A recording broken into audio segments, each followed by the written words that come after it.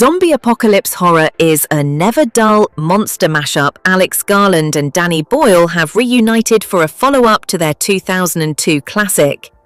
It has visual flair, terrifying adversaries, and a scene-stealing performance from Ralph Fiennes.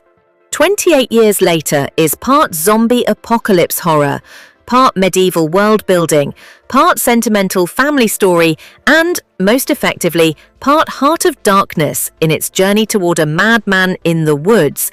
That mashup is not necessarily a bad thing, since most of those parts work so well in this follow-up to the great 2002 film 28 Days Later, about a virus that decimates London.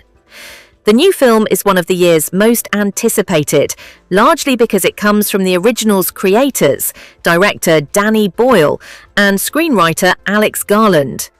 It glows with Boyle's visual flair, Garland's ambitious screenplay, and a towering performance from Ralph Fiennes, whose character enters halfway through the film and unexpectedly becomes its fraught soul.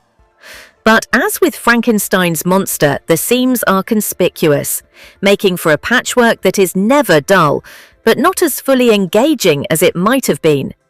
A lot has changed in the 23 years since the original, of course.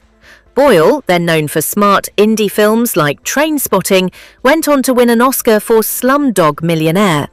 Garland, then a novelist and screenwriter, 28 Days was his first, is now the director of politically pointed films, including Civil War.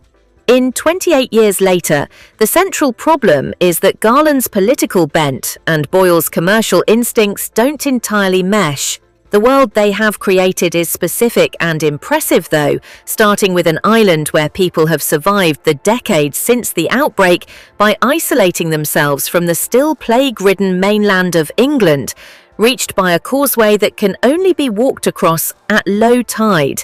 It is a community that might have existed in the Middle Ages. Without 21st century resources, they make their own arrows for weapons and use wood for fuel. Aaron Taylor-Johnson is impressively solid as Jamie, a harried but responsible husband and father. Jodie Comer plays his wife, Isla, bedridden and occasionally delirious in this community which has no doctor to diagnose her. Mostly, Comer has to look woeful.